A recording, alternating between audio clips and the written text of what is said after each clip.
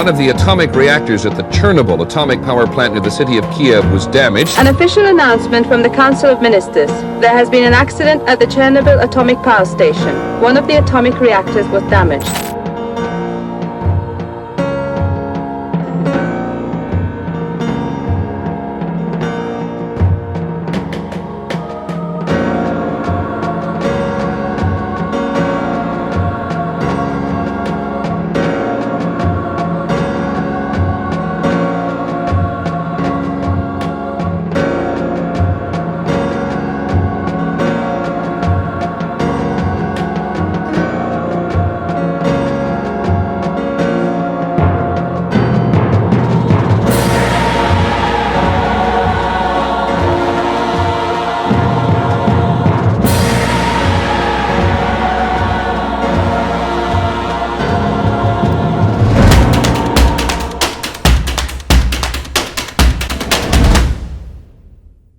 صباح الخير يا جماعة، فيديو جديد في اليوتيوب. وايد متحمسة، بس أول شيء أول محطة جايين جمعية نشتري الأشياء الأساسية حق الدرب الطويل.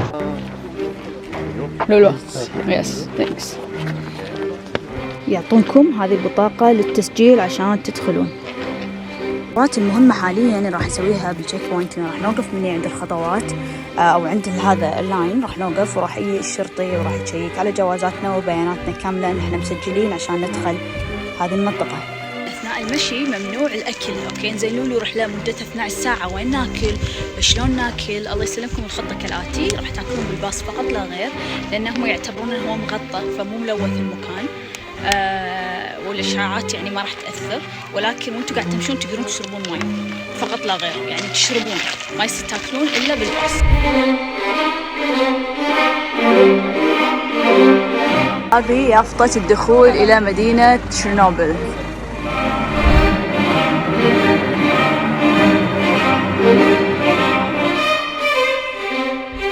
حاليا احنا بنقطة التفتيش الثانية عشان نكمل وندخل أكثر ديب حق المناطق.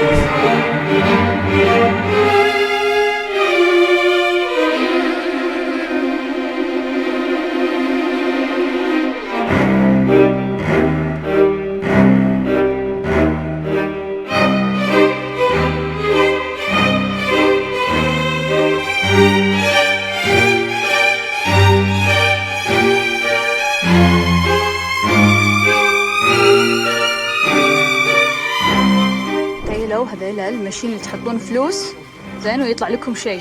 وقال لنا شيء فيري انترستنج، انه اول بالاتحاد السوفيتي كان في هذه الماشين تطلع مايه وتطلع شيء ويكون في هذا الجلاس، تحطون الصوب الثاني ينظفه بعدين تردون تستخدمون نفس الجلاس، عشان من مبدأ ان الكل يستخدم نفس الجلاس بايام الاتحاد السوفيتي. وامامنا مباشرة في النهر هناك.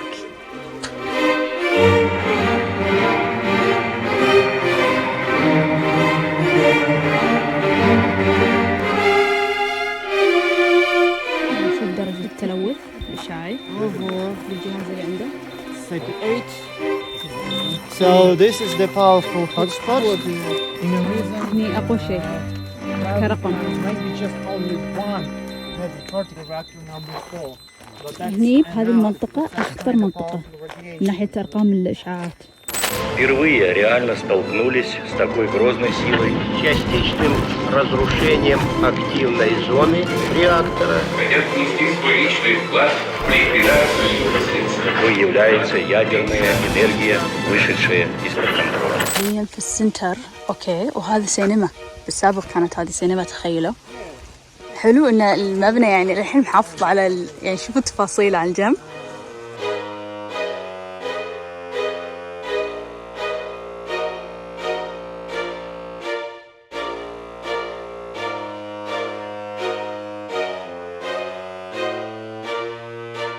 طبعا بالسنتر في فندق الله يسلمكم ممكن يطيح آيل للسقوط يا السنة الجاية يا نهاية السنة يا السنة اللي بعدها.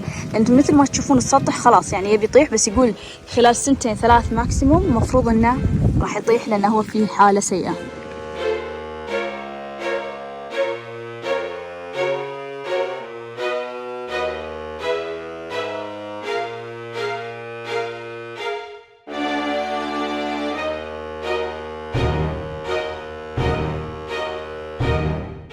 من الأشياء الغريبة أنه ما يصير نصور داخل. أوكي الحين إحنا بالتور هذه بس ممنوع نصور داخل، وأن الشرطة عندهم بياناتنا وعادي يشوفون مثلا السوشيال ميديا مالنا، فممنوع. مثلا الحين أنا عادي قاعدة أصور كذي برا، ولكن داخل ممنوع. يصير أصور حق نفسي بس ما يصير أنشر بالسوشيال ميديا.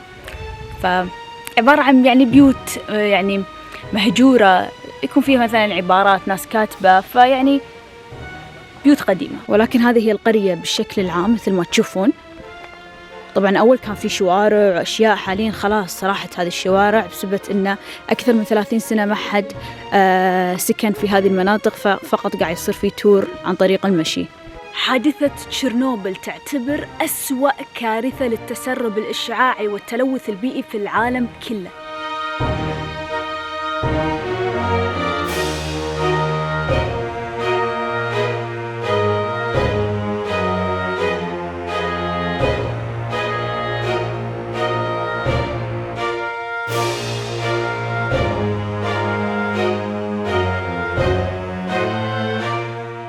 طبعا في العديد من الدول تضررت من هذا الإشعاع الدولي اللي مو بس فقط أوكرانيا تأثرت فيه، حتى بيلاروسيا اللي هي قريبة من أوكرانيا مثل ما تشوفون بالخريطة. ولكن تخيلوا أن قوة الإشعاعات أثرت على الجو في معظم دول أوروبا. يقول لكم السويد في إحدى الأبحاث اللي سوتهم أثر على الجو، مما أجبر الاتحاد السوفيتي أن يعترفون أن هذه مو مجرد كارثة عادية، بل كارثة ممكن تأثر على مدى سنوات طويلة. وهذه المنطقة اللي أنا حاليا فيها يقول لكم غير صالحة للعيش لمدة 20,000 سنة قدام. يقول لكم الإشعاعات بهذه المنطقة تفوق، تعرفون قنبلة هيروشيما وناكازاكي، تفوقها 100 مرة ضعف. مستوعبين حجم الكارثة في هذه المنطقة؟ Внимание! Связи с аварией на Чернобыльской атомной электростанции в городе Припяти складывается неблагоприятная радиационная обстановка.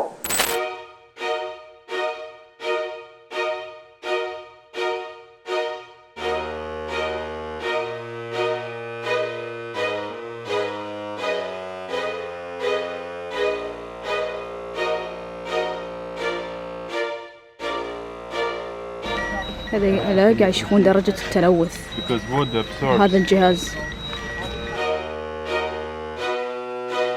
طبعا في المقياس هذا يقيس لكم درجة التلوث، المقياس من 1 ل 7. تعتبر منطقة تشيرنوبل منطقة رقم 7.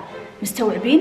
يعني شيء كله أقول لكم إنها من أعلى المناطق في العالم اللي وصلت 7 هذه المنطقة.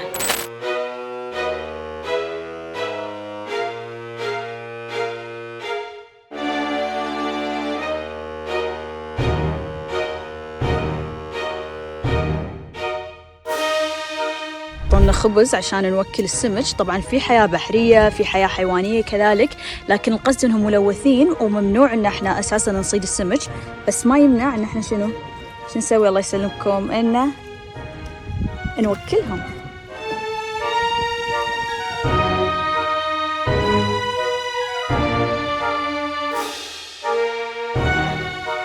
طبعا المفاعل النووي كان حق أكثر من شيء، مو مجرد بس توليد للطاقة وهذه الأمور، بل كذلك كان حتى للأسلحة النووية. في 2000 كان آخر تاريخ يسكرون فيه تقريبا جميع المفاعلات، لكن في أماكن فاتحة حق البحوث، في أماكن فاتحة حق أمور أخرى، واتفقوا مع 3 دول هم روسيا وأمريكا وبريطانيا أن يحمونهم في حال حصل أي شيء، بس إنهم ما يستخدمونه كأمور للطاقة النووية اللي تخص الأسلحة.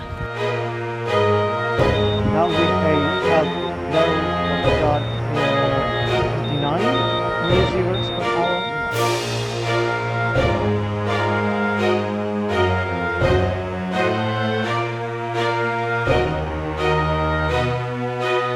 يا جماعة احنا الحين بمنطقة اسمها بريبيات. هذه المنطقة انشئت في 1970، عدد سكانها ما يقارب 47,000. هي هني يعني صوب تشيرنوبل، يعني يمكن 10 دقائق من المفاعل او اقل تقريبا. هذه المنطقة طلعوهم خلاص من المنطقة في 1986، يعني مع تاريخ الانفجار، وهذه هي اليافطة اللي تشرح عن المنطقة. طبعا هذه المنطقة اللي هي دائما نشوفها بالافلام ولا لما يتكلمون عن تشيرنوبل تكون موجودة. تعرفون هذه اللعبة الصفراء، احط لكم صورتها هني، هذه بهذه المنطقة. Это само здание станции. Как видите, огромных разрушений, о которых не умолкая твердят средства массовой информации Запада, нет. В главном корпусе, между 3 и 4. А там люди есть? Да. Поднимай над состав. Поднимаю. Начальника поднял. Так всех, весь офицерский состав, офицерский корпус поднимай.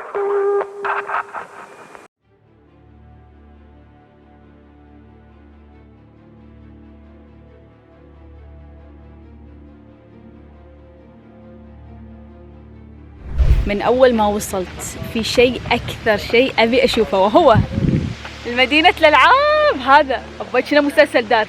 المهم مدينة الألعاب، والله من أول ما وصلت وأنا ودي أشوفها. يقول لكم مدينة الألعاب هذه اللي عمر اليهال ما لعبوا فيها. يعني كانوا شي بيفتتحونها، ما شنو صار زين، بس بعدها بأقل من أسبوع أو بعد كم يوم كان يصير الانفجار، فقالوا لهم إجلاء خلاص يودونهم مدن أخرى. فمدينة الألعاب اللي اليهال عمرهم ما لعبوا فيها.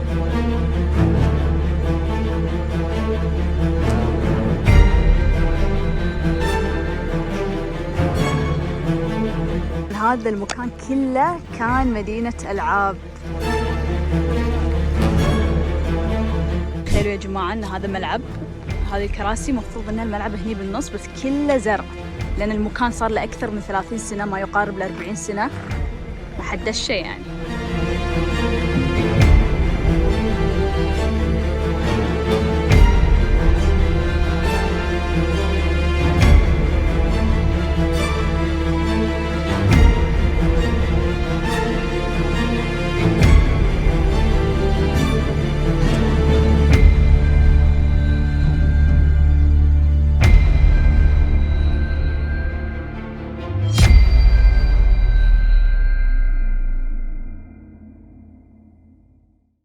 باري بالسفرة تسوونه لما تخلصون من الرحلة، تدخلون هني تشوفون حجم الإشعاعات إن سليمين ولا لا، وتطلعون. شوفوا هذا صار أخضر، الحين دوري، بعدين نعطيهم هذا خلاص. ما شو نسوي؟ لحظة نسيت أقلده لأن نسيت الصراحة. ثانية راح نوقف بهذا الجهاز، شوفوا يصير شيء أخضر وندش.